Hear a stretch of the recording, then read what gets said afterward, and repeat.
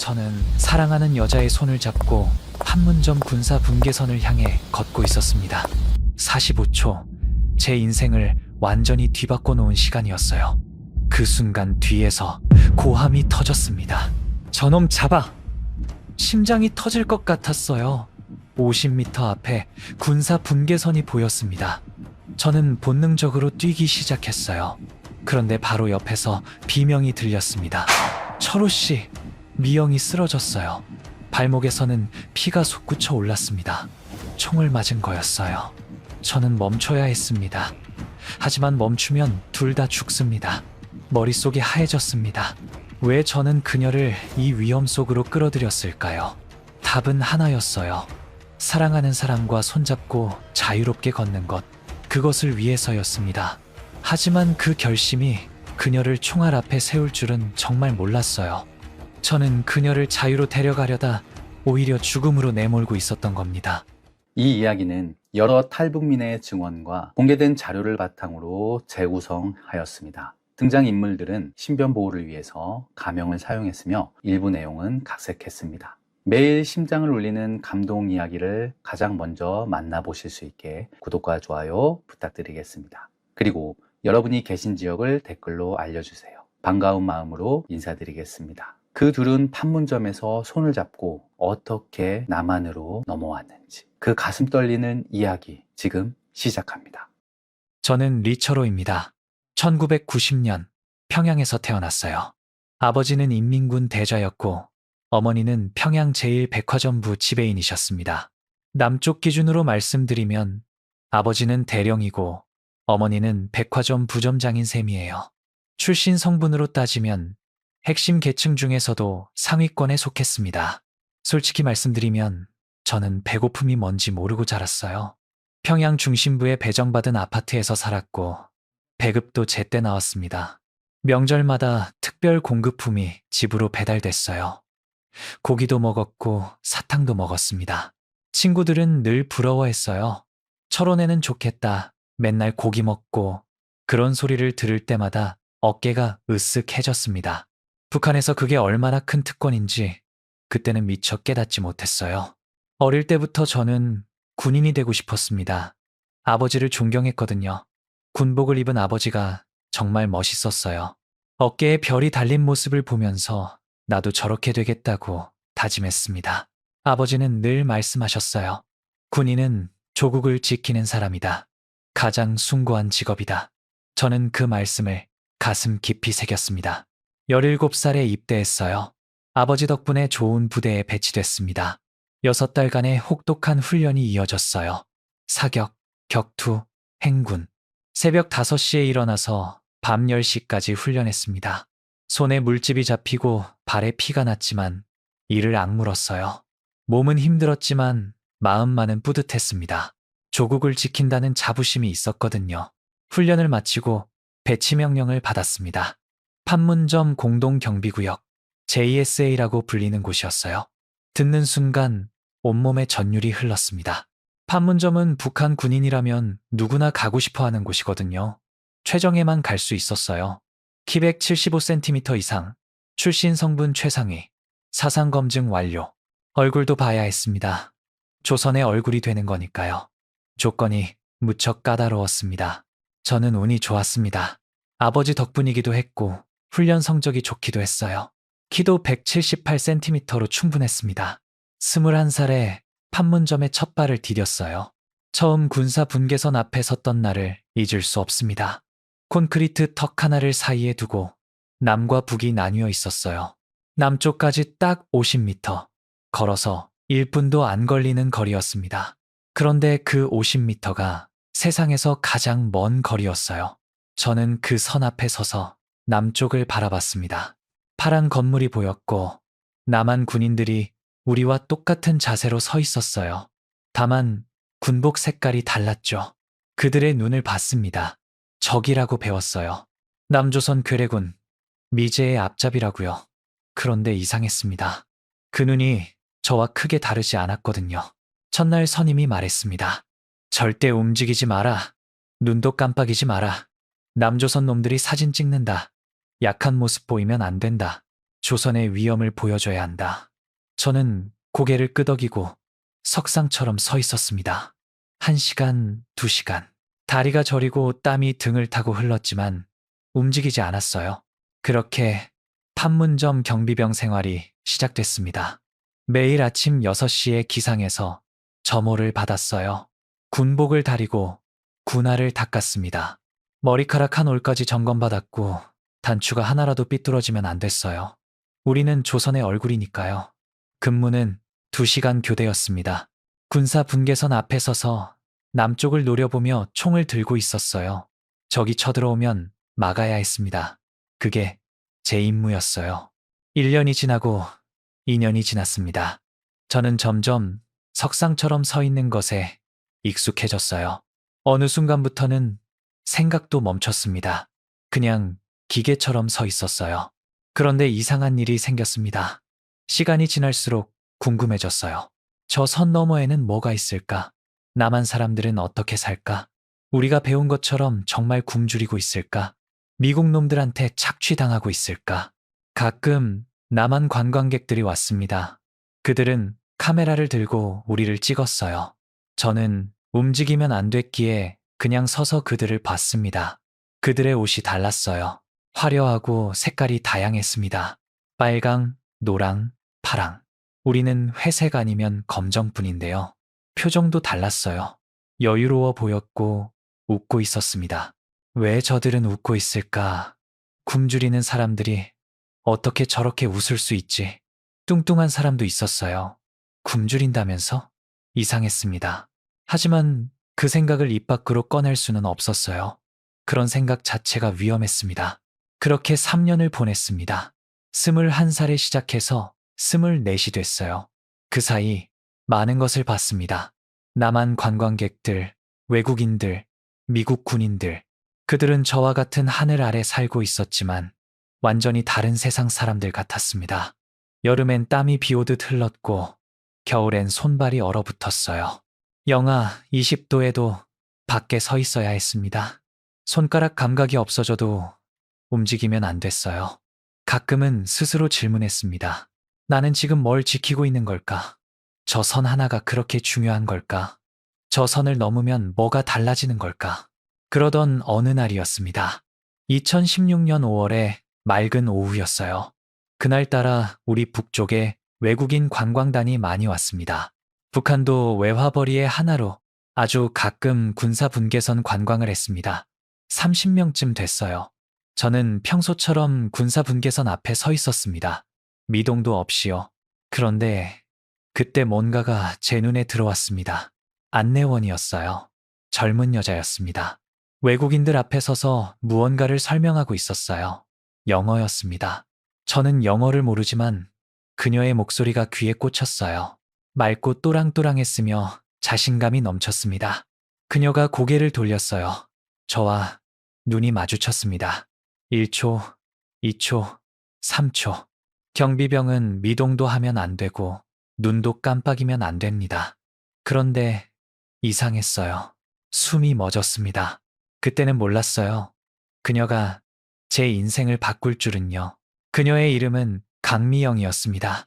판문점 외국인 안내원이었고 평양 외국어대학 영어과를 수석으로 졸업한 엘리트였습니다.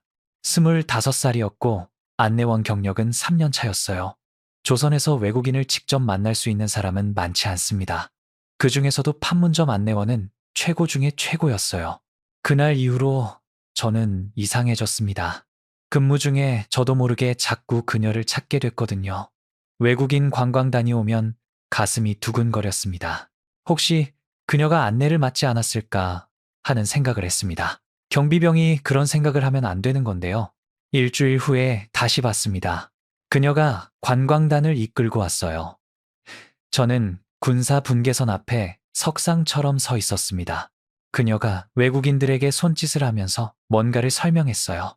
저는 눈으로만 그녀를 봤습니다. 들키면 안 됐거든요. 선임한테 걸리면 정신이 해이해졌다고 혼났어요. 그런데 그녀도 저를 봤습니다. 분명했어요. 설명하는 중간중간에 저를 힐끗 힐끗 봤습니다. 눈이 마주칠 때마다 온몸이 뜨거워졌어요. 이러면 안 되는데 머리로는 알았지만 마음이 말을 안 들었습니다. 한 달이 지났어요. 저는 그녀를 12번 봤습니다. 셌거든요. 한 번도 말을 건넨 적은 없었어요. 경비병과 안내원은 대화하면 안 됩니다. 규정이었죠. 사적인 접촉은 금지이고 간첩 혐의를 받을 수도 있었어요. 하지만 매번 눈을 마주쳤습니다. 그게 우리의 대화였어요. 말없이 눈으로 나누는 대화. 어느 날이었습니다. 관광 일정이 끝나고 그녀가 건물로 들어가는 걸 봤어요. 그런데 뭔가를 떨어뜨렸습니다. 작은 종이였어요. 일부러 떨어뜨린 것 같았습니다. 저는 교대 시간이 끝나고 그 자리를 지나가면서 아무도 안 볼 때 그 종이를 주웠어요. 손이 떨렸습니다. 화장실에 들어가서 펼쳐봤어요. 작고 또박또박한 글씨가 적혀 있었습니다. 나도 당신을 봅니다. 8글자였어요. 그런데 그 8글자가 제 세상을 뒤흔들었습니다. 숨을 쉴 수가 없었어요. 종이를 꼭 쥐니 손에 땀이 났습니다. 이건 위험한 일이야. 머리로는 알았어요. 들키면 둘 다 끝이야. 정치범 수용소야. 그런데 이상하게도 행복했습니다. 누군가 나를 본다는 것. 그게 이렇게 행복한 일인 줄 몰랐어요. 그날부터 우리는 쪽지를 주고받았습니다. 판문점 안에 우리만 아는 장소가 있었어요. 건물 뒤편 화단 옆 벤치 밑 사람들이 잘 안 가는 곳이었습니다. 거기에 쪽지를 숨겨뒀어요. 저는 퇴근할 때 가져갔고 다음 날 답장을 넣어뒀습니다. 쪽지는 짧았어요. 길게 쓰면 위험하니까요. 오늘 힘들었어요? 당신 보니까 괜찮아졌어요. 내일 날씨가 좋대요. 당신이 보고 싶어요. 이런 말들이었습니다. 연애 편지라고 하기엔 너무 짧았지만 그 짧은 문장들이 제 하루를 버티게 했어요. 근무 중에 힘들면 그녀의 쪽지를 떠올렸습니다. 그녀의 글씨체를요. 그러면 영하 20도, 추위도 견딜 수가 있었어요. 그렇게 석 달이 지났습니다. 쪽지만으로는 부족했어요. 그녀를 직접 만나고 싶었습니다. 손을 잡고 싶었고 얼굴을 가까이서 보고 싶었어요. 판문점에서 듣는 안내 목소리 말고 나한테만 하는 말을 듣고 싶었습니다. 그래서 용기를 내서 쪽지에 적었습니다. 한 번만 만날 수 있을까요? 다음 날 답장이 왔어요. 일요일, 평양 대동강변, 오후 3시. 믿기지 않았습니다. 진짜 만날 수 있는 거야? 일요일까지 사흘이 남았는데 그 사흘이 3년처럼 느껴졌어요. 잠이 안 오고 밥이 안 넘어갔습니다. 일요일이 왔어요. 저는 외출 허가를 받았습니다. 평양에 볼 일이 있다고 거짓말을 했죠. 대동강변에 오후 3시 5분 전에 도착했어요. 가슴이 미친 듯이 뛰었습니다. 혹시 안 오면 어떡하지? 불안했어요. 그녀가 왔습니다. 멀리서 걸어오는 게 보였어요. 하늘색 원피스를 입고 있었습니다. 판문점에서 볼 때는 안내원 유니폼만 입고 있었거든요. 원피스 차림은 처음이었어요. 숨이 막힐 정도로 예뻤습니다. 가까이 왔을 때 저는 아무 말도 못했어요. 입이 안 떨어졌어요. 그녀도 마찬가지였습니다. 우리는 한참을 바보들처럼 그냥 서 있었어요. 그러다 그녀가 먼저 말했습니다. 진짜 왔네요. 저는 고개를 끄덕였어요. 안 올 리가 있나요? 그게 우리의 첫 대화였습니다. 쪽지가 아닌 목소리로 나눈 첫마디였어요. 그녀의 목소리가 떨리고 있었고 저도 떨리고 있었습니다. 우리는 대동강변을 나란히 걸었어요. 손은 잡지 못했습니다. 사람들 눈이 있으니까요. 북한에서는 연인끼리 손잡고 다니는 것도 조심해야 합니다. 그냥 걸으면서 이야기했어요. 처음으로 서로에 대해 알게 됐습니다. 그녀는 평양 출신이었어요. 아버지는 외교부 간부였고 어머니는 교사였습니다. 어릴 때부터 영어를 좋아했다고 했어요. 라디오에서 나오는 이상한 소리가 궁금했는데 그게 영어였대요. 외국어 대학에 가서 수석으로 졸업했고 졸업하고 바로 판문점에 배치됐습니다. 최고의 영예였죠. 처음엔 자랑스러웠어요. 그녀가 말했습니다. 외국인들한테 우리나라를 소개하는 거잖아요. 조선은 지상 낙원이다. 인민들은 행복하다.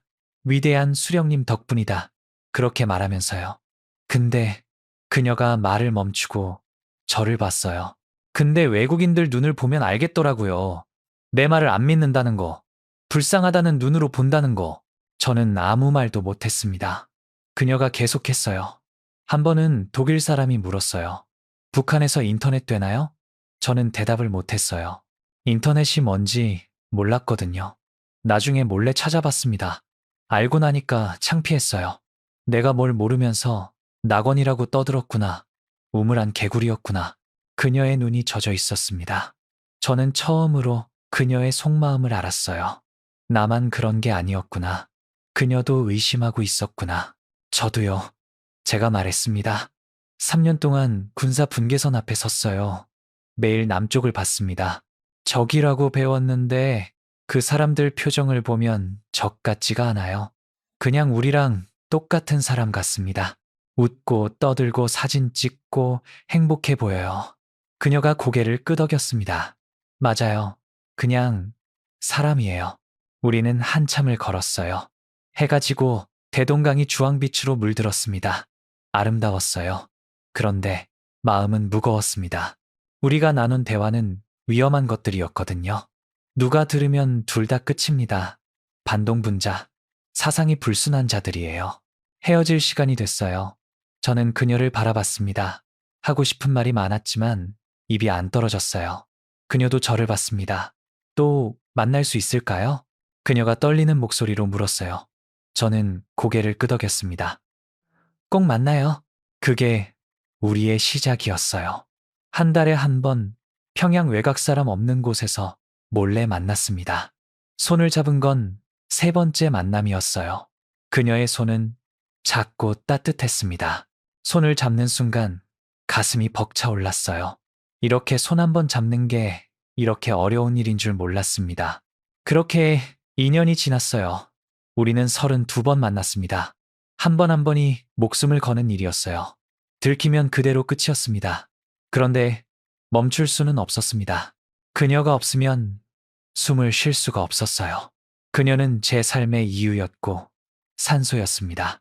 그러던 어느 날이었습니다. 2019년 3월이었어요. 쪽지를 확인하러 갔는데 그녀의 글씨가 흔들리고 있었습니다. 평소에 또박또박한 글씨가 아니었어요. 오늘 큰일 났어요. 누가 내 가방을 뒤졌어요. 가슴이 철렁 내려앉았습니다. 가방을 뒤졌다고? 뭘 찾으려고? 누가? 다음날 또 쪽지가 왔어요. 더 짧았습니다. USB가 없어졌어요. USB. 그녀가 몰래 갖고 있던 거였어요. 외국인이 몰래 준 거라고 했습니다. 한국 드라마가 들어있다고요? 그걸 들키면 정치범 수용소행입니다. 공개 처형 당할 수도 있어요. 손이 떨렸습니다. 쪽지를 꽉 쥐었습니다. 어떡하지? 어떡하지? 그날부터 잠이 오지 않았습니다. 사흘째 되는 날, 그녀에게 쪽지가 왔습니다. 아직 아무 일 없어요. 근데 불안해요. 저도 불안했어요. 그녀를 만나야 했습니다. 다음 일요일까지 기다릴 수가 없었어요. 쪽지를 남겼습니다. 내일 만나요. 같은 장소. 꼭. 다음날 저는 평양으로 갔습니다. 대동강변에서 그녀를 기다렸어요. 그녀가 왔습니다. 얼굴이 창백하고 며칠 못 잔 게 눈에 보였어요. 눈 밑에 그늘이 짙게졌습니다. 저는 그녀의 손을 잡았어요. 차갑게 떨리고 있었습니다. 괜찮아? 그녀가 고개를 저었어요. 모르겠어. 아직 아무도 안 불렀어. 근데 언제 불려갈지 몰라. 무서워. 저는 그녀를 꼭 안았습니다. 처음이었어요. 사람들 눈이 있는데도 안았습니다. 상관없었어요. 그녀가 제 품에서 떨고 있었습니다. 작은 어깨가 떨리고 있었어요. 그때 결심했습니다. 이대로는 안 된다고요. 언젠가 들통날 거라고요. 그녀가 잡혀가면 저도 끝입니다. 그런데 그게 두려운 게 아니었어요. 그녀를 잃는 게 두려웠습니다. 다시는 못 본다는 게 두려웠어요. 저는 그녀의 어깨를 잡고 눈을 똑바로 봤습니다. 미영아, 처음으로 이름을 불렀습니다. 같이 도망치자. 그녀의 눈이 커졌어요. 입술이 떨렸습니다. 뭐라고? 같이 도망치자. 저 선 넘어서 남쪽으로. 그녀가 저를 한참 바라봤습니다. 대답 대신 그녀는 눈물을 흘렀어요. 그리고 그녀는 천천히 고개를 끄덕였습니다. 같이 도망치자. 그 말을 내뱉는 순간 저도 놀랐습니다. 계획한 말이 아니라 그냥 튀어나온 거였어요. 하지만 후회하지 않았습니다. 그게 제 진심이었으니까요. 그녀가 고개를 끄덕인 뒤로 우리는 달라졌습니다. 더 이상 연인이 아니라 같은 목표를 향해 가는 동지가 됐어요. 그 목표는 하나, 살아서 저 선을 넘는 것이었습니다. 문제는 방법이었어요. 탈북은 쉽지 않았습니다. 대부분 두만강이나 압록강을 건넙니다. 중국으로 넘어가서 제3국을 거쳐 한국으로 가는 거죠. 하지만 그 방법은 시간이 오래 걸립니다. 몇 달이 걸릴 수도 있고 몇 년이 걸릴 수도 있어요. 중간에 잡히면 끝이고 북한으로 압송되면 죽습니다. 저는 다른 방법을 생각했어요. 문점. 제가 3년간 서 있던 그곳. 군사 분계선까지 50m. 전력으로 뛰면 45초. 가장 빠른 방법이자 가장 위험한 방법이기도 했습니다. 미영에게 말했어요. 판문점으로 가자. 그녀가 눈을 크게 떴습니다. 거기서? 총 맞아 죽어. 안 맞아. 내가 다 알아. 저는 3년간 그곳에서 근무했습니다. 경비 교대 시간을 알고 있었고 감시 카메라 위치를 알고 있었어요. 사각지대가 어디인지, 어느 시간대에 경비가 느슨해지는지도 알고 있었습니다. 언제가 제일 좋아? 그녀가 물었어요. 관광단이 왔다가 떠날 때, 경비 교대가 겹치는 시간, 그때 잠깐 틈이 생겨. 그때 뛰는 거야. 그녀는 안내원이었습니다. 관광 일정을 알고 있었어요. 언제 관광단이 오고 떠나는지 알고 있었습니다. 우리는 퍼즐 조각 맞추듯이 서로의 정보를 합쳤어요. 일주일 동안 계획을 세웠습니다. 쪽지로는 부족해서 직접 만나야 했어요. 위험했지만 어쩔 수 없었습니다. 평양 외곽 한적한 곳에서 밤에 만났어요. 저는 땅바닥에 판문점 구조를 그렸습니다. 여기가 초소, 여기가 군사분계선, 여기가 남한 초소. 거리는 50m, 뛰면 45초. 관광단이 버스로 돌아갈 때 혼잡해져. 경비 교대 시간이랑 겹치면 더 좋고. 그때 뛰는 거야. 신호는? 너가 특정 말을 해. 평소에 안 하는 말로. 그러면 내가 알아듣고 움직일게. 그녀는 생각하다가 환영합니다 라고 할게 라고 했습니다. 평소엔 어서 오십시오 라고 하거든. 환영합니다 라고 하면 그게 신호야. 저는 그 말을 머릿속에 새겼습니다. 환영합니다. 그 다음엔 관광객들이 버스로 이동할 때 자연스럽게 섞여. 그리고 뛰는 거야. 같이 뛰어? 응, 같이. 저는 그녀의 손을 잡았습니다. 둘 다 떨고 있었어요. 무서워? 그녀가 물었습니다. 무서워. 근데 너 없이 사는 게 더 무서워. 그녀가 눈물을 흘리면서 웃었어요. 나도 그래. 우리는 날짜를 정했습니다. 2019년 4월 22일 월요일. 관광단이 떠나는 시간과 경비 교대가 겹치는 날이었어요. 그날까지 보름이 남았습니다. 저는 평소처럼 근무했어요. 아무렇지 않은 척 석상처럼 근무를 섰습니다. 하지만 머릿속으로는 탈출 경로를 수백 번 그리고 있었죠. 실행 일주일 전 미영에게서 쪽지가 왔습니다. 보이부에서 면담 연락 왔어. 온몸이 얼어붙었어요. 보이부. 거기서 불려가면 10중 8구 안 좋은 일입니다. USB 때문일까? 들켰나? 하루하루가 너무 길었습니다. 다음 날 쪽지가 왔습니다. 다행이야. USB 얘기는 아니었어. 정기사상 점검이었어. 안도의 한숨이 나왔습니다. 다행이다. 아직 안 들켰다. 하지만 시간이 없었어요. 언제 들킬지 모릅니다. D-Day 사흘 전 마지막 쪽지를 교환했어요. 4월 22일 오후 2시. 너가 환영합니다 라고 하면 나는 뛴다. 같이 뛰자. 사랑해. 처음으로 사랑한다고 글로 썼어요. 손이 떨렸습니다. 다음 날 답장이 왔어요. 알았어. 4월 22일 오후 2시. 환영합니다. 나도 사랑해. 그녀도 처음으로 사랑한다고 썼습니다. 저는 그 쪽지를 수십 번 읽고 삼켰어요. 증거를 남기면 안 되니까요. D-Day 전날 밤 잠이 안 왔습니다. 내일이면 모든 게 끝납니다. 성공하면 자유, 실패하면 죽음. 둘 중 하나입니다. 중간은 없어요. 저는 천장을 바라보며 부모님 생각을 했습니다. 아버지, 어머니, 저는 내일 역적이 됩니다. 북한에는 연좌제가 있어요. 저 때문에 부모님이 고생하실 걸 생각하니 가슴이 아팠습니다. 하지만 돌아갈 수 없었습니다. 미영이의 USB 이번 조사는 잘 넘어갔지만 다음 조사 때 끌려갈 수도 있었어요. 미영이 그녀를 데리고 저 선을 넘어야만 합니다. 아침이 밝았습니다. 2019년 4월 22일 월요일. 하늘은 맑고 구름 한 점 없었어요. 저는 평소처럼 군복을 입고 군화를 신고 총을 들었습니다. 판문점으로 향하면서 가슴이 뛰었지만 티내지 않으려고 노력했습니다. 평소처럼 해야 했습니다. 오전 근무를 마치고 점심을 먹었어요. 밥은 먹고 있었지만 밥맛이 느껴지지 않았습니다. 그냥 삼키듯 입에 넣고 물로 억지로 넘겼어요. 오후 1시 관광단이 도착한다는 소식이 들렸습니다. 저는 평소처럼 군사 분계선 앞에 섰습니다. 오후 1시 30분 관광단이 판문점에 들어왔습니다. 멀리 북적거리는 게 보였어요. 그리고 그녀가 보였습니다. 미영이. 안내원 유니폼을 입고 관광단 앞에 서 있었어요. 저와 눈이 마주쳤습니다. 그녀가 살짝 고개를 끄덕였어요. 준비됐다는 뜻이었습니다. 저도 눈으로 대답했어요. 나도 준비됐어. 오후 2시가 가까워졌습니다. 관광이 끝나고 관광객들이 버스로 이동하기 시작했어요. 경비 교대 시간과 겹치면서 잠깐 혼잡해졌습니다. 그녀가 마이크를 들었어요. 관광객들에게 인사를 했습니다. 환영합니다. 그 말이 들렸습니다. 신호였어요. 저는 총을 내려놓았습니다.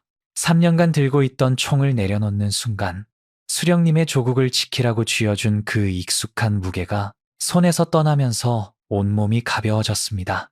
사슬을 끄는 것 같았습니다. 옆에 서 있던 동료가 뭐 하냐는 눈빛으로 저를 봤습니다. 저는 대답하지 않았습니다. 아니, 대답할 시간조차 없었어요. 속으로 말했습니다. 미안하다. 먼저 간다. 그리고 몸을 돌렸어요. 미영이는 저를 기다리고 있었습니다. 관광객들 사이에 섞여 있었어요. 경비 교대가 겹치면서 감시가 잠깐 느슨해진 틈이었습니다. 미영이의 눈에 두려움과 믿음이 뒤섞여 있었어요. 저는 그녀의 손을 잡았습니다. 차갑게 떨리고 있었어요. 괜찮아. 같이 가자. 미영이 말없이 고개를 끄덕였습니다. 우리는 걷기 시작했어요. 뛰면 안 됐습니다. 천천히, 자연스럽게, 관광객처럼요. 심장이 미친 듯이 뛰었지만 얼굴은 아무 내색도 표정도 짓지 않았어요.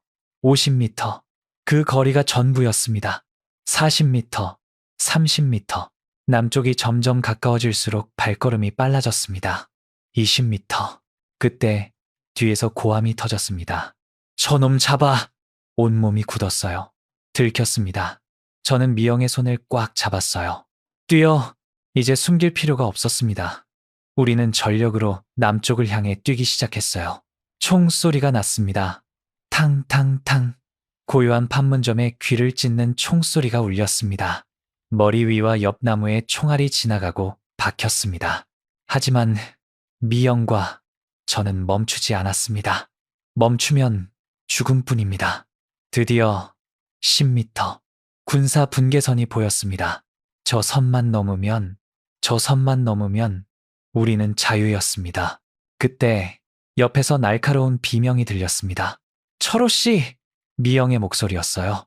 고개를 돌리니 그녀가 비틀거리고 있었습니다. 발목을 부여잡고 있었어요. 손가락 사이로 피가 흘러서 신발이 빨갛게 젖어가고 있었어요. 미영은 발 쪽에 총을 맞은 거였습니다. 미영은 털썩 주저앉았습니다. 미영이의 얼굴은 하얗게 질려 있었습니다. 못 뛰겠어요. 발목이. 목소리가 떨렸어요. 먼저 가요. 제발 먼저 가요. 저는 멈춰 섰습니다.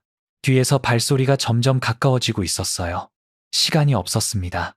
선택해야 했어요. 혼자 뛰면 살 수 있었습니다. 5m만 뛰면 됐어요. 3초면 닿는 거리였습니다. 그런데 발이 움직이지 않았어요. 미영이 없는 자유가 무슨 의미가 있습니까? 3년을 기다렸습니다. 쪽지 한 장으로 버텼어요. 그 사람을 위해 여기까지 왔습니다. 혼자 가는 자유는 자유가 아니었어요. 저는 몸을 숙여 미영을 힘껏 안아 올렸습니다. 미영은 제 목을 감았어요. 철호씨, 울먹이는 목소리였습니다. 말하지 마. 숨 참아. 미영을 안고 뛰었습니다. 총소리는 계속 났어요. 등 뒤로 총알이 스치는 바람이 느껴졌습니다. 5m, 3m, 1m. 드디어 선을 넘었습니다. 군사 분계선을 넘었어요. 발이 남쪽 땅을 밟는 순간 다리에 힘이 풀렸습니다. 하지만 여기서 쓰러지면 다시 북으로 끌려갈 수도 있었어요. 저는 있는 힘을 다해서 남측 건물 앞까지 뛰었습니다. 건물 앞에 다다랐을 때 무릎이 꺾이면서 미영을 안은 채 바닥에 쓰러졌어요. 미영은 발목에서 피가 계속 흐르고 있었어요. 멈춰! 북쪽에서 외치는 소리는 계속 들렸습니다. 하지만 그들은 선을 넘지 못합니다. 넘으면 전쟁이니까요. 그들은 선 앞에 서서 총구를 우리에게 겨눴지만 쏘지 못했습니다. 이미 남쪽이었어요. 정신을 차렸을 때 남쪽에서 경계 근무를 서던 UN 소속 군인들과 한국 군인들이 뛰어오고 있었습니다. 괜찮습니까? 누군가 외쳤습니다. 한국말이었어요. 같은 말인데 억양은 달랐습니다. 그 억양이 그렇게 따뜻할 줄 몰랐어요. 저는 미영을 내려다봤습니다. 그녀는 의식이 흐려지고 있었어요. 눈이 감기고 얼굴이 창백했습니다. 피를 너무 많이 흘렸어요. 미영 씨, 눈 떠요. 제발 눈 떠요. 미영의 입술이 달싹였습니다. 소리가 들리지 않아서 귀를 가까이 댔어요. 해냈어요. 우리. 그 말을 끝으로 눈이 감겼습니다. 미영 씨! 저는 미영을 흔들었지만 대답이 없었어요. 부상자 발생, 발목 총상, 의무병 지원 바람, 군인들이 달려와 미영을 들것에 올렸습니다. 저도 일어나려 했지만 다리에 힘이 없었어요. 누군가 제 어깨를 잡았습니다. 괜찮습니다. 이제 안전합니다. 안전하다. 그 말이 실감나지 않았어요. 고개를 들어 북쪽을 봤습니다. 군인들이 총을 들고 저를 노려보고 있었습니다. 어제까지 같이 밥을 먹던 제 동료들이었습니다. 이제 저는 그들에게 반역자였어요. 미영이 실려가고 있었습니다. 하지만 그녀는 들것 위에서 움직이지 않았어요. 저는 비틀거리며 따라갔습니다.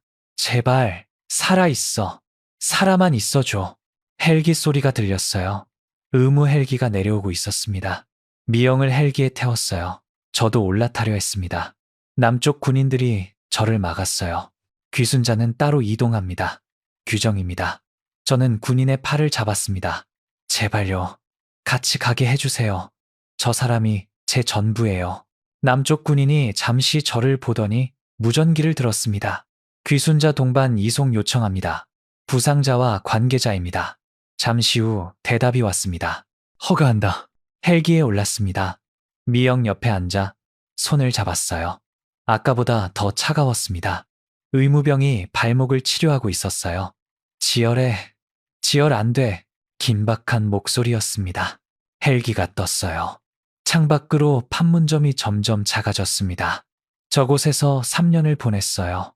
저곳에서 그녀를 만났고 쪽지를 주고받았습니다. 이제 다시는 돌아갈 수 없다고 생각하니 해냈다는 안도감과 동시에 서운했습니다. 저는 고개를 돌려 미영의 손을 꼭 쥐었습니다. 손에 핏기가 없었어요. 저는 눈을 감고 기도했습니다. 신이 있다면 제발 이 사람을 살려주세요. 자유를 찾으려 했을 뿐이에요. 사랑하는 사람과 손잡고 걷고 싶었을 뿐입니다. 그게 그렇게 큰 죄입니까? 저는 눈을 감고 있는 미영의 귀에 속삭였어요. 미영아, 미안해. 대답은 없었습니다. 손을 더 세게 잡았어요. 절대 놓지 않겠다고. 이번엔 절대 놓지 않겠다고 속으로 맹세했습니다. 의무병이 고개를 저었어요. 병원까지 버텨야 해요. 피를 너무 많이. 말끝을 흐렸습니다. 저는 미영의 얼굴을 봤어요. 창백하고 입술에 핏기가 없었습니다. 그래도 숨은 쉬고 있었어요. 가슴이 미세하게 오르내렸습니다. 살아 있었어요. 아직은요. 그때 무전에서 목소리가 흘러나왔습니다. 본부에서 연락입니다. 귀순자 신원 확인 요청. 북측 동향 포착. 판문점 근무 병사 및 안내원 월남. 북측 발표 예정. 반역자 처리 및 가족 연좌 적용 예고. 가족. 그 단어에 온몸이 굳었어요. 어머니, 아버지, 평양에 계신 부모님. 저는 자유를 얻었지만 그 대가로 부모님을 잃을 수도 있었습니다. 헬기가 병원을 향해 날아갔어요. 창밖으로 서울의 불빛이 보이기 시작했습니다. 처음 보는 풍경이었지만 너무 아름다웠어요. 그런데 저는 웃을 수가 없었습니다. 자유를 얻었지만 그 자유가 얼마나 무거운 것인지 그때는 알지 못했습니다. 헬기가 병원 옥상에 내렸습니다. 헬기 문이 열리자마자 의료진이 달려왔습니다. 미영이를 들것에 실어 급히 내려갔습니다. 저도 따라 내렸지만 다리에 힘이 풀려서 비틀거렸습니다. 누군가 제 팔을 잡았습니다. 괜찮으십니까? 의료진이었어요. 괜찮습니다. 저는 괜찮습니다. 저 사람 좀 살려주세요. 응급수술실 문이 닫히고 빨간 불이 켜졌습니다. 수술 중 그 녹색 글자가 눈에 박혔습니다. 저는 복도에 군인들과 함께 있었습니다. 수술실 앞에서 그만 다리에 힘이 풀려 벽에 등을 기댄 채 주저앉았어요. 제 손을 보니 피가 묻어 있었습니다. 미영의 피였습니다. 얼마나 지났을까요? 수술실 반대편에서 발소리가 들렸습니다. 양복을 입은 남자 2명이 이쪽을 향해 걸어오고 있었습니다. 리처로 씨입니까? 한 명이 물었습니다. 네, 저희는 국가정보원입니다. 몇 가지 확인할 것이 있으니 같이 가시죠. 지금 말입니까? 저는 수술실을 봤어요. 빨간 불이 아직 켜져 있었습니다. 네, 지금 규정입니다. 조사실은 병원 안에 임시로 마련되어 있었습니다. 작은 방에 책상 하나, 의자 2개, 녹음기 하나가 있었습니다. 질문이 이어졌습니다. 이름, 군 복무기간, 계급, 판문점 근무기간, 탈북 동기. 저는 제가 아는 모든 걸 사실대로 대답했습니다. 사랑하는 사람이 있습니다. 그 사람과 함께 자유롭게 살고 싶었습니다. 손잡고 걷고 싶었어요. 그게 전부입니다. 조사는 2시간 넘게 이어졌어요. 같은 질문이 다른 방식으로 반복됐습니다. 혹시 간첩 아닙니까? 아닙니다. 위장 귀순 아닙니까? 아니에요. 우리가 그걸 어떻게 믿을 수 있죠? 저는 그 남자를 봤습니다. 제가 간첩이면 저 여자를 총 맞게 하겠습니까? 목숨 걸고 그녀를 안고 뛰겠습니까? 그렇게 임시조사가 끝나고 수술실 앞으로 갔습니다. 아직도 빨간불이 켜져 있었습니다. 저는 의자에 앉아 기다렸어요. 기다리는 거 말고는 아무것도 할 수 있는 게 없었습니다. 눈을 감고 미영의 얼굴이 떠올렸습니다. 처음 만난 날, 눈이 마주쳤던 그 순간, 호기심과 두려움이 섞인 눈빛. 첫 번째 쪽지, 나도 당신을 봅니다. 그 한 줄에 온몸이 뜨거워졌던 기억. 3년 동안 쪽지로만 사랑했습니다. 손 한 번 제대로 잡지 못했습니다. 그래도 그 사람이 있다는 것만으로 버틸 수 있었어요. 눈을 떠보니 빨간 불이 꺼져 있었습니다. 수술이 끝난 거예요. 그때 의사가 수술실에서 나왔습니다. 함께 오신 분입니까? 네.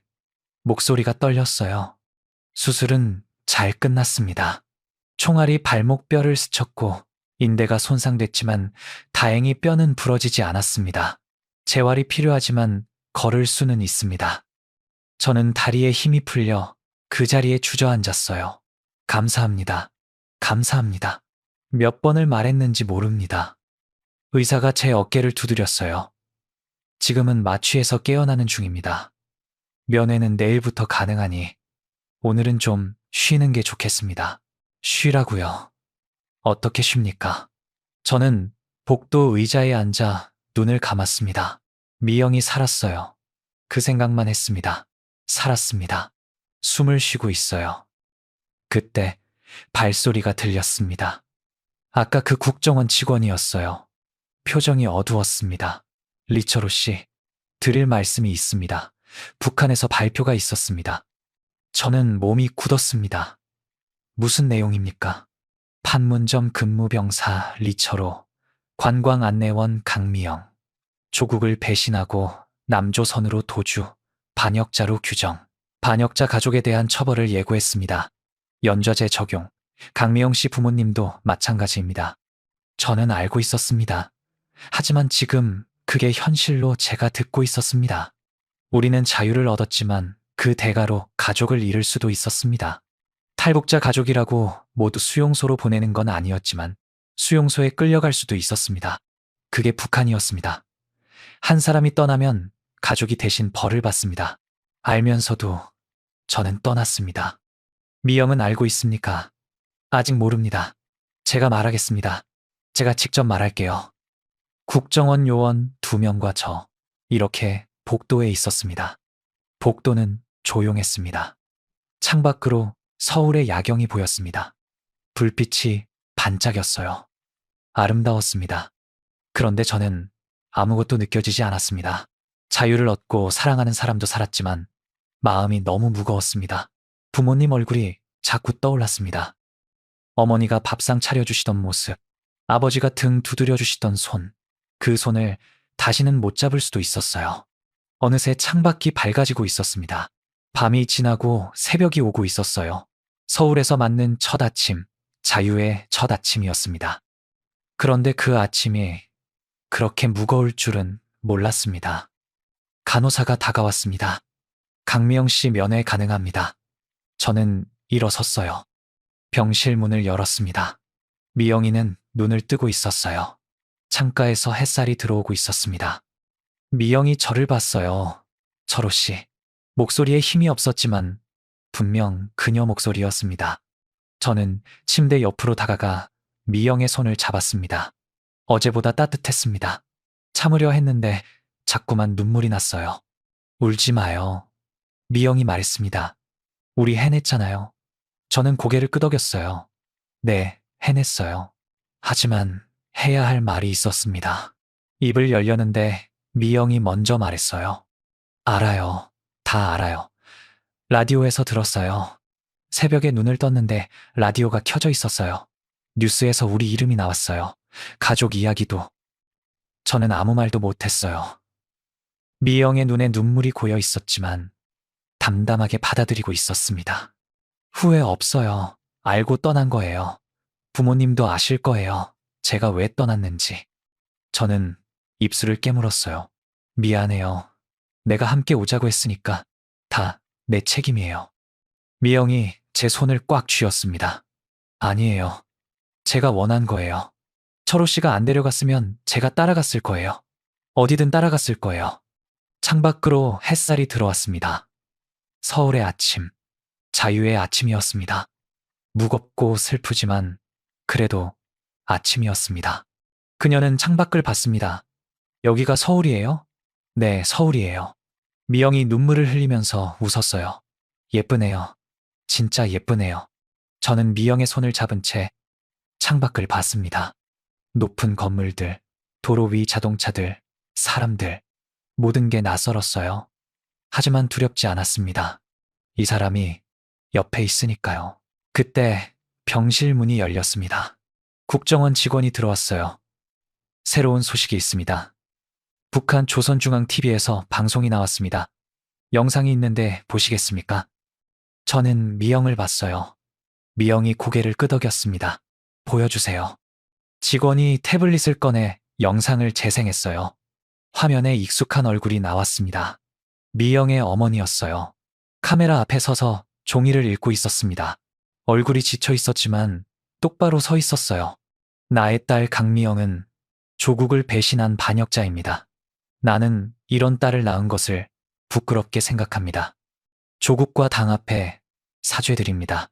미영의 손이 제 손을 꽉 쥐었습니다. 손톱이 파고들었지만 놓지 않았습니다. 영상이 끝나고 병실이 조용해졌습니다. 미영은 아무 말도 하지 않고 그냥 창밖을 봤습니다. 그녀는 조용히 눈물을 흘렸습니다. 저는 미영을 안았습니다. 아무 말도 하지 않았어요. 아니, 할 수 있는 말이 없었습니다. 그녀는 제 품에서 그렇게 한참을 울었습니다. 저는 떨리는 그녀의 어깨를 꽉 안았습니다.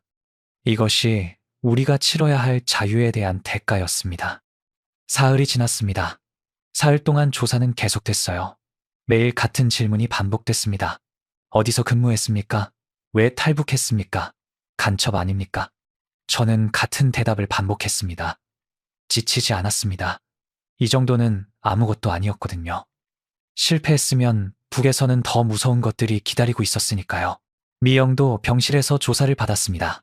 그녀는 발목에 깁스를 하고 있었습니다. 간단한 조사가 끝나고 의사가 말했습니다. 2달은 걸려야 걸을 수 있다고 했습니다. 뼈가 붙어야 하고 인대가 회복될 수 있게 재활이 필요하다고요. 미영은 고개를 끄덕였습니다. 괜찮습니다. 살아있는 것만으로도 감사해요. 그렇게 일주일이 지났습니다. 강도 높은 조사가 드디어 끝났습니다. 국정원 직원이 말했어요. 신원 확인이 완료됐습니다. 위장 귀순 혐의 없음. 정식 귀순자로 인정합니다. 저는 고개를 숙여 감사 인사를 했습니다. 감사합니다. 직원이 말했습니다. 감사할 것 없어요. 앞으로 더 힘듭니다. 적응하셔야 합니다. 그렇게 미영과 저는 하나원으로 가게 됐습니다. 탈북민 정착 교육시설, 경기도 안성에 있었습니다. 미영은 휠체어를 탔고 제가 뒤에서 밀었습니다. 하나원에 도착했어요. 높은 담장이 있고 경비가 있었습니다. 여기도 감옥 같네. 미영이 말했어요. 저는 웃었습니다. 문이 안에서 열리잖아. 미영도 웃었어요. 그러네. 안에서 열리네. 3달 교육이 시작됐습니다. 한국 사회 적응 교육이었어요. 처음 배운 건 돈이었습니다. 원화, 1,000원, 5,000원, 10,000원, 50,000원. 북에서는 상상할 수 없는 금액이었습니다. 5만 원이면 한 달 월급인데 여기 월급은 300만 원이었어요. 신용카드를 배웠어요. 플라스틱 카드 한 장으로 돈을 낸다고요? 믿기지 않았습니다. 그리고 인터넷도 배웠습니다.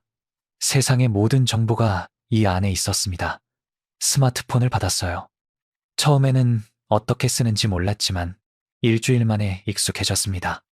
미영의 재활이 시작됐어요. 물리치료를 받았습니다. 처음에는 아파서 얼굴을 찡그렸어요. 괜찮아? 제가 물었습니다. 괜찮아. 이 정도는 아무것도 아니야. 총 맞은 것보다 낫잖아. 한 달이 지나자 미영이 목발을 짚기 시작했어요. 2달이 지나자 목발 없이 걸었습니다. 절뚝거렸지만 걸었어요. 저는 옆에서 지켜봤습니다. 1걸음, 2걸음, 3걸음. 미영이 웃었어요. 걸었어. 나 걸었어. 저는 박수를 쳤습니다. 3달 교육이 어느새 끝났어요. 수료식에서 수료증을 받았습니다. 드디어 대한민국 국민이 됐습니다. 주민등록증을 받았습니다. 새 이름이 적혀 있었어요. 리처로가 아니었습니다. 앞으로 이 이름으로 살아야 했어요. 미영도 새 이름을 받았습니다. 이상해. 내 이름이 아닌 것 같아. 미영이 말했어요. 나도 그랬어. 곧 익숙해질 거야. 하나원을 나와 서울로 갔습니다. 작은 임대 아파트를 배정받았어요. 좁았지만 우리 둘만의 집이었습니다. 처음으로 갖는 우리만의 공간이었죠. 미영이 방 안을 둘러봤어요. 작네. 작아. 하지만 우리 집이야. 미영이 웃었습니다. 우리 집, 그 말 좋다. 첫날 밤, 잠이 오지 않았어요. 창밖으로 서울의 야경이 보였습니다. 신기해. 미영이 말했어요. 뭐가? 밤인데 이렇게 밝아. 북에서는 밤이면 깜깜하잖아. 저도 창밖을 봤습니다. 불빛이 아름다웠어요. 그 불빛 하나하나가 사람이었고, 가족이었고, 삶이었습니다. 하지만 적응은 쉽지 않았습니다.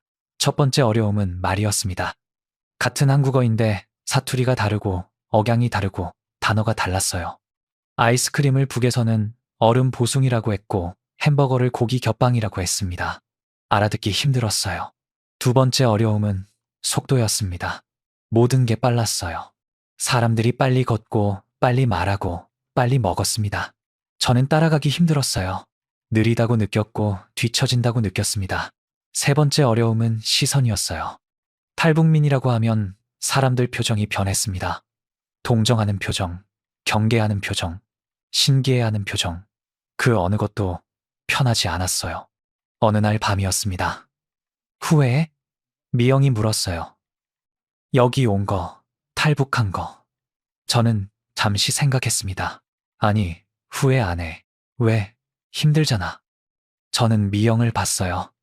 미영이 있으니까. 힘들어도 네가 옆에 있잖아. 북에서는 쪽지로만 사랑했잖아. 얼굴도 제대로 못 보고. 하지만 지금은 이렇게 옆에 있잖아. 매일 볼 수 있고, 손잡고 걸을 수 있잖아. 그게 나한테는 행복이야. 미영의 눈에 눈물이 고였어요. 울지 마. 제가 말했습니다. 좋아서 그래. 너무 좋아서. 미영이 말했어요. 시간이 흘렀습니다. 조금씩 적응했습니다. 말이 늘고 속도에 익숙해지고 시선도 덜 신경 쓰게 됐습니다. 미영도 마찬가지였어요. 발목도 거의 나아서 절뚝거림이 줄었습니다. 어느 날 미영과 명동에 갔어요. 처음 가보는 번화가였습니다. 사람도 많고 불빛이 화려했어요. 미영이 두리번거리며 눈을 반짝였습니다. 미영이 가리켰어요. 호떡이야. 먹어볼래? 호떡을 사서 한 입 베어 물었습니다. 미영의 눈이 커졌어요. 맛있어. 진짜 너무 맛있어. 미영과 손을 잡고 걸었습니다. 아무도 우리를 신경 쓰지 않았어요. 그냥 평범한 연인이었습니다. 손잡고 거리를 걷는 것, 북에서는 꿈도 못 꿨어요. 그게 이렇게 평범한 것인 줄 몰랐습니다. 자기야, 미영이 말했어요. 고마워. 뭐가 데려와줘서, 여기까지 데려와줘서. 저는 고개를 저었어요. 고마운 건 나야, 따라와줘서, 목숨 걸고 따라와줘서. 미영이 웃었습니다. 서로 고마운 거네. 서로 고마운 거야. 그렇게 정신없이 1년이 지났습니다. 어느 날 저녁, 미영과 한강에 갔습니다. 야경이 아름다웠어요. 다리에 불빛이 반사되고 바람이 시원했습니다. 저는 미영 앞에 서서 주머니에서 작은 상자를 꺼냈어요. 미영이 눈을 크게 떴습니다. 이게 뭐야? 상자를 열었어요. 반지가 있었습니다. 비싼 건 아니었어요. 몇 달을 저축해서 샀습니다. 결혼해줘. 나랑 결혼해줘. 미영의 눈에 눈물이 고이고 입술이 떨렸어요. 응, 응, 결혼할게. 저는 미영을 안았습니다. 한강 위로 불빛이 반짝이고 바람에 미영의 머리카락이 날렸어요. 세상에서 가장 행복한 순간이었습니다. 결혼식을 올렸어요. 작은 식이었습니다. 하객은 하나원에서 만난 친구들, 사회복지사 선생님, 동료 몇 명이 전부였어요. 가족은 없었습니다. 부모님은 없었어요. 식이 끝나고 미영이 울었어요. 왜 울어? 제가 물었습니다. 엄마가 보고 싶어. 결혼하는 거 보여드리고 싶었어.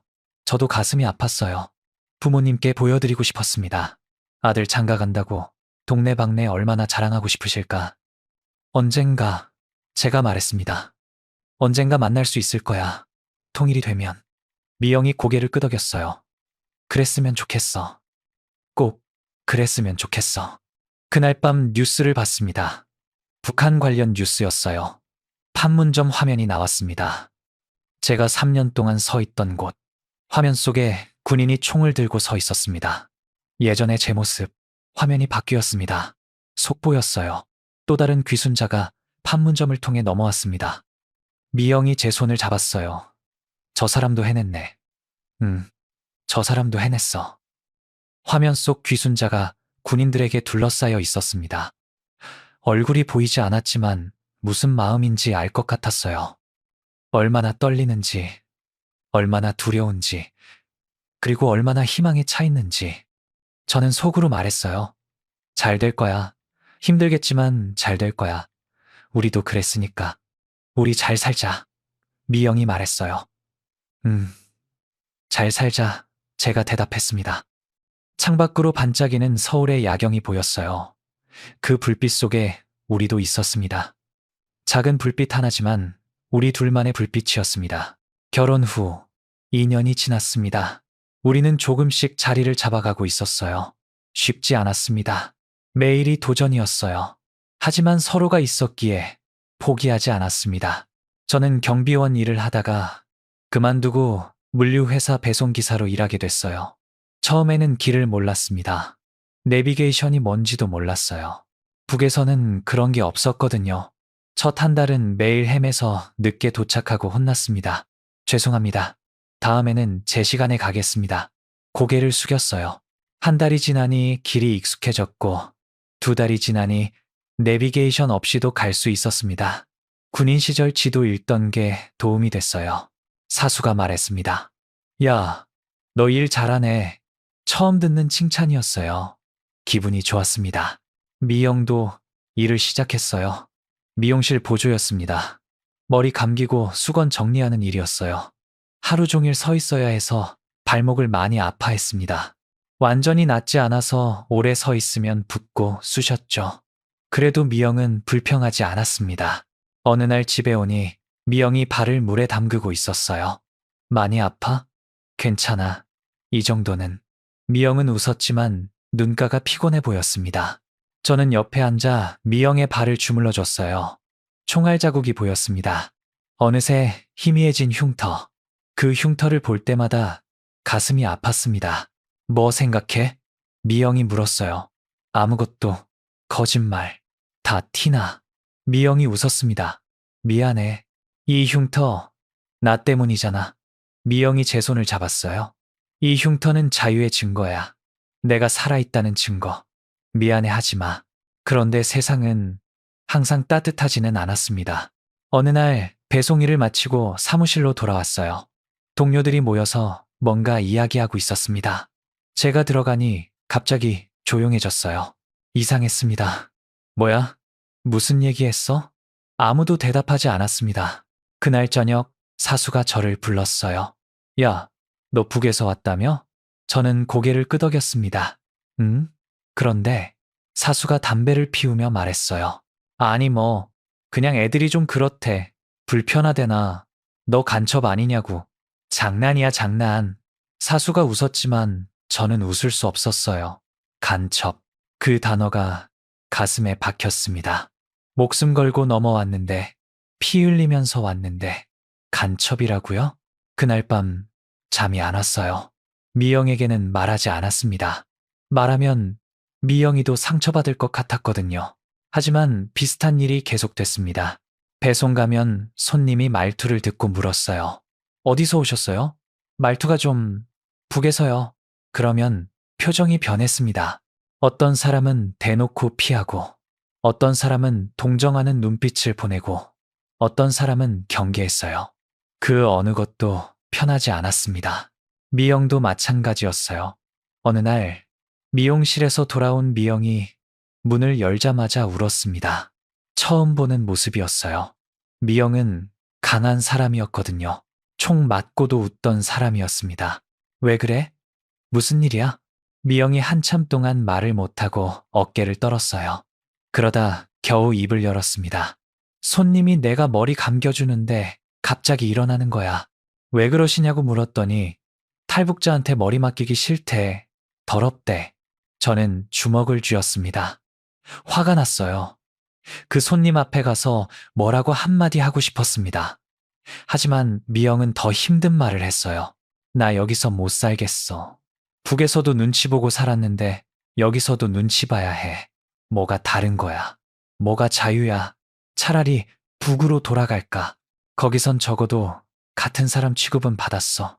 그 말에 심장이 멈추는 것 같았어요. 미영은 진심이 아니었습니다.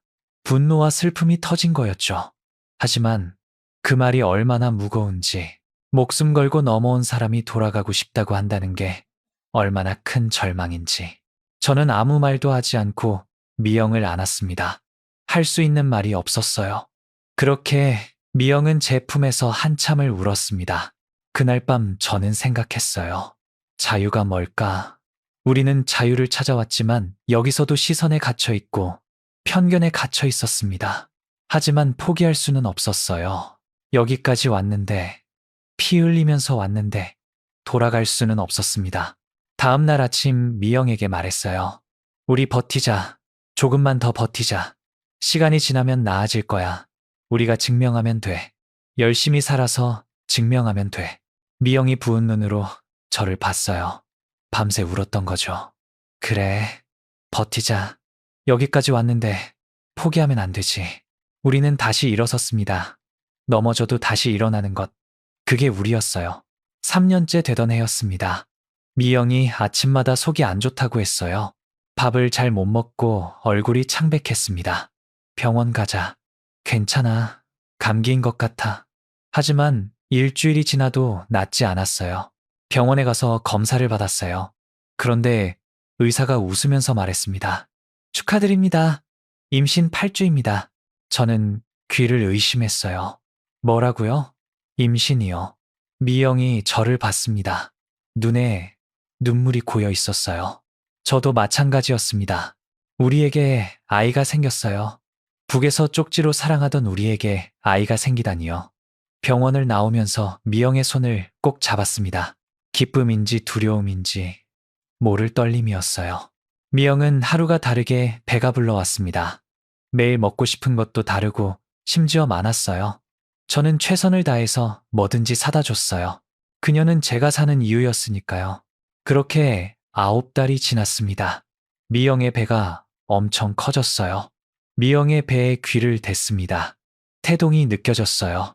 손을 대면 발로 차는 게 신기하기만 했어요. 이 안에 생명이 있었습니다. 우리가 만든 생명이었어요. 출산일이 왔습니다. 미영은 병원에 입원했고 저는 옆에서 손을 잡고 있었습니다. 나 엄마 보고 싶어. 미영이 울었습니다. 저는 조용히 그녀를 안아줬어요. 미안해.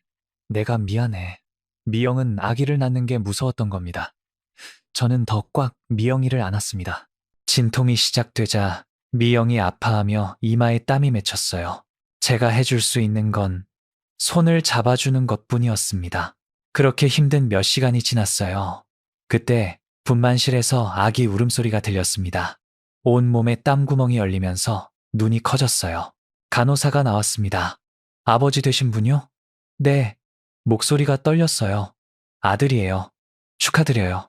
분만실에 들어갔습니다. 미영이는 아기를 안고 지친 얼굴로 울고 있었어요. 저는 다가가서 아기를 봤습니다. 작았어요. 눈을 감고 주먹을 꼭 쥐고 있었습니다. 예뻐. 목소리가 갈라졌어요. 우리 아들이야. 미영이 말했습니다. 우리 아들이야. 저는 아기의 손을 만졌어요. 작은 손가락이 제 손가락을 잡았습니다. 힘이 있었어요. 눈물을 참을 수가 없었습니다. 이름 뭐로 할까? 미영이 물었어요. 저는 생각했습니다. 자유. 그 단어가 떠올랐지만 이름으로는 이상했어요. 희망은? 희망? 이 아이는 우리의 희망이니까. 미영이 고개를 끄덕였습니다. 좋아. 희망이 아이 이름을 지었어요. 김희망. 우리의 희망이었습니다. 아이가 태어나고 삶이 바빠졌어요. 밤마다 깨서 기저귀를 갈고 분유를 탔습니다. 잠이 부족했지만 행복했어요. 피곤한데 행복한 게 이런 거구나 싶었습니다. 미영이 육아에 전념하고 저는 더 열심히 일했어요. 배송을 더 많이 하고 야근도 마다하지 않았습니다. 돈을 모았어요. 더 넓은 집으로 이사 가고 싶었습니다. 아이에게 좋은 환경을 주고 싶었어요. 1년이 지났습니다. 희망이가 뒤뚱거리며 걷기 시작했어요. 넘어지고 또 일어났습니다. 그 모습이 우리 같았어요. 2년이 지났습니다. 희망이가 말을 하기 시작했어요. 처음 한 말은 엄마였습니다. 미영이 기뻐서 울었어요. 며칠 뒤엔 아빠라고 했습니다. 저도 참으려 했는데 눈물은 여지없이 났습니다. 그렇게 3년이 지나고 우리는 드디어 이사를 했습니다. 원룸에서 벗어나 방 2개짜리 작은 아파트로요. 거실도 있고 베란다도 있었습니다. 대단한 집은 아니었지만 우리에게는 성이었어요. 이사하던 날 미영이 거실에 서서 주위를 둘러봤습니다. 우리 집이야. 진짜 우리 집이야. 희망이가 방을 뛰어다녔어요. 넓어. 아빠, 넓어. 저는 웃었습니다. 그래, 내 방이야. 그날 밤 베란다에 섰어요. 미영이 옆에 왔습니다. 서울 야경이 보이고 멀리 한강 다리에 불빛이 비치고 있었어요. 여기까지 왔네. 미영이 말했습니다. 여기까지 왔어. 저는 미영의 어깨를 감쌌어요. 판문점에서 뛰던 그날이 떠올랐습니다. 50m, 45초. 그 짧은 시간이 우리 인생을 바꿨어요. 그리고 지금 여기 있었습니다. 우리 집 베란다에 아이와 함께. 희망이는 7살이 됐고 초등학교에 입학했어요. 입학식 날 교문 앞에 섰습니다. 희망이가 자기보다 훨씬 커 보이는 가방을 메고 있었어요. 다녀오겠습니다. 희망이가 말했습니다. 그래, 잘 다녀와. 저는 손을 흔들었어요. 희망이는 씩씩하게 교문 안으로 들어갔습니다. 미영이 제 팔을 잡고 글썽이며 말했어요. 벌써 초등학생이야. 그러게, 시간 참 빠르다. 저 아이가 자유롭게 학교에 다니는 것, 그게 얼마나 큰 것인지요. 북에서는 출신 성분이 좋지 않으면 학교도 마음대로 못 갑니다. 하지만 이곳은 달랐습니다. 희망이는 자유롭게 꾸고 싶은 꿈을 꿀 수 있었어요. 그런데 행복은 오래 가지 않았습니다. 희망이가 입학하고 한 달쯤 지났을 때였어요. 학교에서 돌아온 희망이가 이상했습니다. 평소에는 아빠 하고 뛰어오던 아이가 조용히 들어와서 고개를 숙이고 있었어요. 희망아, 무슨 일 있어? 희망이가 대답하지 않고 방으로 들어가 버렸습니다. 저녁 때 미영이 희망이 방에 들어갔다가 한참 뒤에 굳은 얼굴로 나왔어요. 왜? 무슨 일이야? 미영이 한숨을 쉬었습니다. 애들이 희망이한테 니네 아빠 엄마 간첩이라며 북한에서 온 빨갱이래. 머리가 하얘졌어요. 주먹을 쥐었습니다. 7살짜리 아이한테 그런 말을 하다니. 저는 희망이 방으로 갔어요. 문을 열었습니다. 희망이가 이불을 뒤집어 쓰고 있었어요. 작은 어깨가 떨리고 있었습니다. 희망아, 대답이 없었어요. 침대 옆에 앉아 이불 위로 희망이를 안았습니다. 아빠, 희망이가 이불 속에서 말했어요. 아빠, 간첩이야? 가슴이 찢어지는 것 같았습니다. 아니야. 아빠는 간첩 아니야. 그럼 왜 애들이 그래? 왜 북한에서 왔대? 저는 숨을 깊이 들이쉬었어요. 이 순간이 올 줄 알았지만 이렇게 빨리 올 줄은 몰랐습니다. 희망아, 아빠 얼굴 보자. 희망이가 이불을 내렸어요. 눈이 빨갛게 부어있고 콧물이 흘렀습니다. 저는 얼굴을 닦아줬어요. 아빠는 북한에서 태어났어. 엄마도 그건 맞아. 선택한 게 아니라 그냥 거기서 태어난 거야. 근데 거기는 자유가 없었어. 자유가 뭐야? 네가 좋아하는 거 할 수 있는 거야. 먹고 싶은 거 먹고, 가고 싶은 데 가고, 되고 싶은 거 될 수 있는 거야. 북한에서는 그게 안 됐어. 희망이가 저를 봤어요. 아직 이해하지 못하는 눈이었습니다. 아빠는 엄마랑 여기 오고 싶었어. 자유롭게 살고 싶었어. 그래서 아주 힘들게 왔어. 죽을 수도 있었는데 안 죽고 살아서 왔어. 그래서 네가 태어난 거야. 희망이가 고개를 끄덕였어요. 아빠, 엄마는 나쁜 사람 아니야. 그냥 자유가 좋아서 온 사람이야. 알겠지? 내일 학교 가서 당당하게 말해. 우리 아빠 엄마는 나쁜 사람 아니라고. 용감한 사람이라고. 희망이가 작은 팔로 제 목을 안았어요. 아빠, 사랑해. 나도 사랑해. 희망아, 그날 밤 미영과 이야기했어요. 학교에 말해야 할까? 미영이 물었습니다. 모르겠어. 말하면 나아질까? 더 심해질까? 저는 고민했어요. 일단 두고 보자.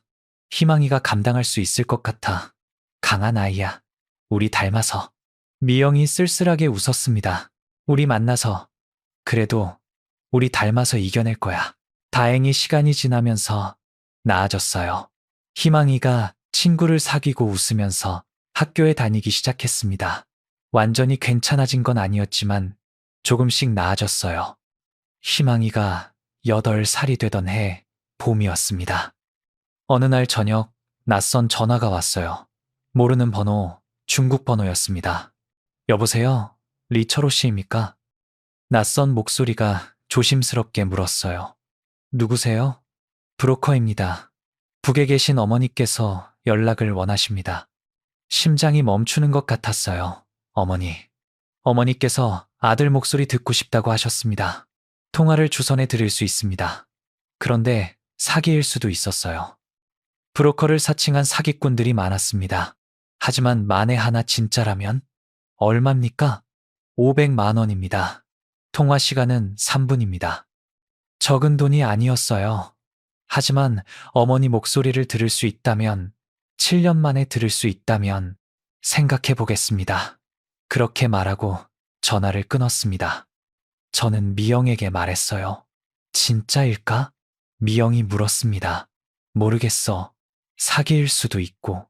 근데 진짜면. 해보자. 미영이 말했어요.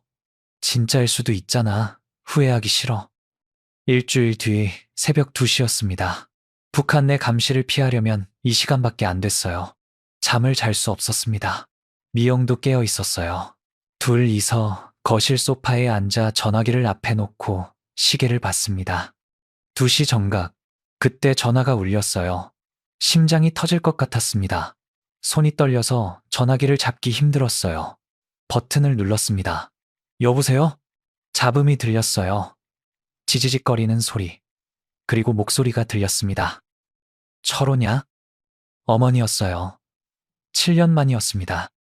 목소리가 떨리고 있었지만 분명히 어머니였어요. 어머니. 말이 안 나왔습니다. 목이 메이고 눈물이 하염없이 쏟아졌어요. 살아있구나. 우리 아들 살아있구나. 어머니도 울고 계셨어요. 어머니, 죄송해요. 죄송해요. 말도 없이 가서. 일 없다. 살아만 있으면 됐어. 3분밖에 없었습니다. 하고 싶은 말은 너무 많은데 말이 안 나왔습니다.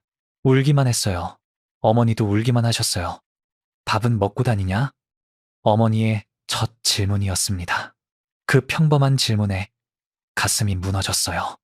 어머니는 7년 동안 이 질문을 하고 싶으셨을 거예요. 네, 잘 먹고 있어요. 걱정 마세요. 장가는 갔냐? 네, 갔어요. 손자도 있어요. 어머니가 숨을 멈추는 게 느껴졌어요. 손자? 손자가 있어?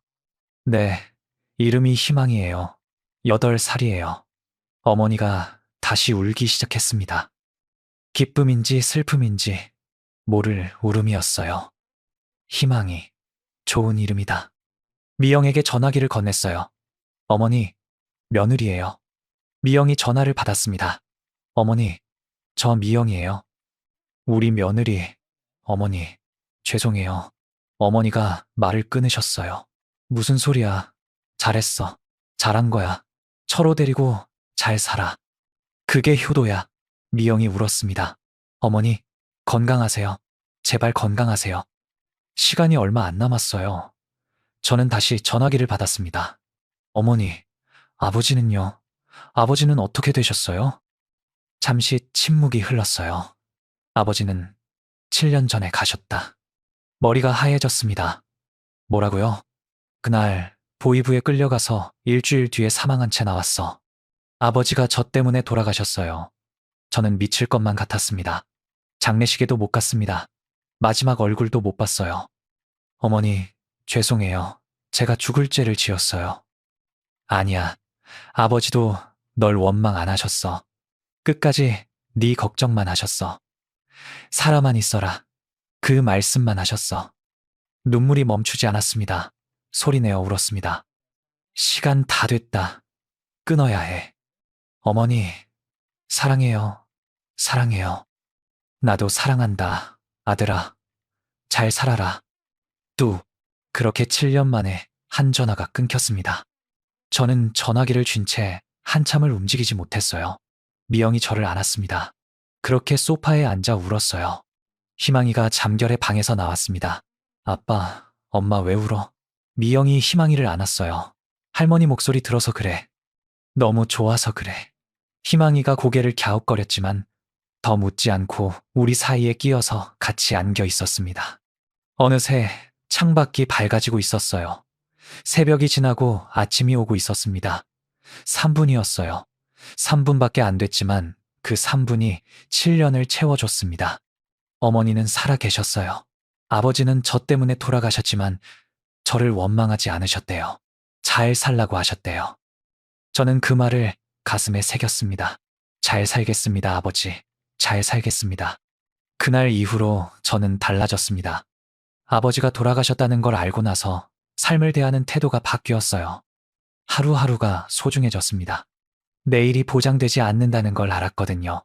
아버지도 그랬을 거예요. 내일 아들을 볼 수 있을 거라 생각하셨겠죠. 하지만 못 보셨어요. 영영 못 보셨습니다. 미영에게 더 잘하자고 다짐했어요. 희망이에게도요. 지금 함께 있는 시간이 전부라는 걸 알았습니다. 뭐가 되고 싶어? 제가 희망이에게 물은 적이 있었어요. 희망이가 대답했습니다. 의사요. 아픈 사람 고쳐주고 싶어요. 저는 웃었어요. 그래, 의사 되자. 열심히 공부하면 될 수 있어. 북에서는 그런 말 못했어요. 출신 성분이 안 되면 의사가 될 수 없었습니다. 여기서는 달랐어요. 노력하면 됐습니다. 그게 자유였어요. 어느 날 저녁이었습니다. 희망이가 숙제를 하고 있었어요. 미영이 저녁을 준비하고 있었습니다. 저는 소파에 앉아 뉴스를 보고 있었어요. 평범한 저녁이었습니다. 평범한 가족의 평범한 하루였어요. 그런데 그게 얼마나 큰 것인지 새삼 느끼면서요. 미영이 밥상을 차렸습니다. 여보, 희망아, 밥 먹어. 희망이가 뛰어왔어요. 저도 식탁에 앉았습니다. 된장찌개가 있었습니다. 북에서 먹던 맛과 비슷했어요. 미영이 어머니한테 배운 레시피라고 했어요. 이게 어머니 손맛이구나. 제가 말했습니다. 미영이 저를 봤어요. 눈이 붉어졌습니다. 그렇지. 예전 같았으면 이 말에 미영이 울었을 거예요. 하지만 이제는 달랐습니다. 웃었어요. 슬프지만 웃을 수 있게 됐어요. 어머니와 통화하고 나서 이 맛 더 자주 내고 싶더라. 미영이 말했습니다. 저는 미영의 손을 잡았어요. 고마워. 뭐가? 그냥 다. 희망이가 우리를 번갈아 봤어요. 아빠, 엄마 왜 그래? 손잡고? 사랑하니까. 제가 말했습니다. 오글거려. 희망이가 얼굴을 찡그렸어요. 저와 미영이 웃었습니다. 평범한 저녁이었어요. 그 평범함이 감사했습니다. 2025년 희망이는 건강하게 잘 자라고 있습니다. 저는 배송 일을 그만두고 작은 식당을 열었어요. 북한 음식 전문점이었습니다. 이름은 고향. 미영이 지었어요. 평양냉면, 녹두전, 인조 고깃밥. 북에서 먹던 음식들을 팔았습니다. 미영이 요리를 맡고 저는 홀을 봤습니다. 처음엔 손님이 없었지만 2달째부터 입소문이 났습니다. 여기 냉면 진짜 북한 맛이래. 손님이 늘기 시작했어요. 3달째에는 줄을 서기 시작했습니다. 사람들이 북한 음식을 먹으러 줄을 서다니 신기했어요. 식당은 잘 됐습니다.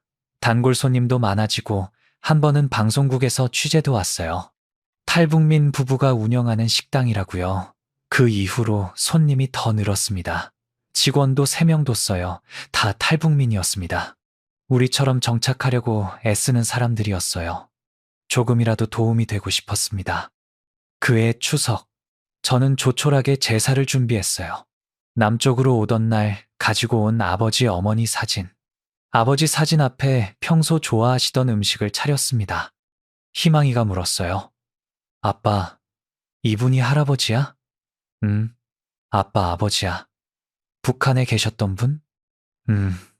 7년 전에 돌아가셨어. 희망이가 사진을 한참 봤습니다. 할아버지 아빠 닮았네. 저는 웃었어요. 그래? 닮았어? 응, 눈이 똑같아. 그렇게 우리 세 식구가 제사를 지냈습니다. 절을 올렸어요. 희망이도 어설프지만 잘 따라했습니다. 아버지가 희망이가 절하는 걸 보셨다면 좋아하셨을 텐데 제사를 마치고 베란다에 나갔습니다. 북쪽 하늘을 바라봤어요. 어머니가 보고 싶었습니다. 그 뒤로 연락은 없었습니다. 브로커가 잡혔다는 소문이 있었어요. 다른 경로를 찾고 있었지만 쉽지 않았습니다. 마음속으로 말했어요. 어머니, 저 잘 살고 있습니다. 아버지, 거기서 편히 쉬세요. 아들이 잘못해서 죄송합니다. 미영이 옆으로 왔어요. 아무 말 없이 함께 서서 같은 하늘을 봤습니다. 언젠가 다시 통화할 수 있겠지? 미영이 말했어요. 언젠가 통일되면 직접 가자. 어머니 모시러. 그래, 꼭 가자. 언제가 될지는 몰랐습니다. 10년이 될 수도, 20년이 될 수도 있었어요. 아니면 평생 못 갈 수도 있었습니다. 하지만 희망을 버리지 않았어요. 희망을 버리면 버틸 수가 없었습니다. 그래서 아들 이름을 희망이라고 지었는지도 몰랐어요. 우리의 희망을 담아서요. 그날이 빨리 왔으면 좋겠습니다. 오늘 철호 씨 이야기를 들으며 많은 생각이 들었습니다. 자유. 우리는 너무 당연하게 여기고 살고 있습니다. 아침에 일어나서 뭘 먹을지 고르는 것, 어디로 여행 갈지 정하는 것, 무슨 말을 할지 선택하는 것. 다 당연한 게 아니었습니다. 철호 씨와 미영 씨는 그 당연한 것을 위해 목숨을 걸었어요. 45초, 50m. 그 짧은 시간과 거리가 삶과 죽음을 갈랐습니다. 총알이 날아왔어요. 미영 씨 발목에 맞았습니다. 그래도 그 둘은 멈추지 않았습니다. 서로의 손을 놓지 않았고요. 쪽지 한 장으로 3년을 버텼다고 했어요. 나도 당신을 봅니다. 그 6글자가 세상을 바꿨다고 합니다. 사랑이 뭔지 다시 한번 생각해 보게 됐습니다. 손 한번 잡기 힘든 사랑, 얼굴 보기 힘든 사랑.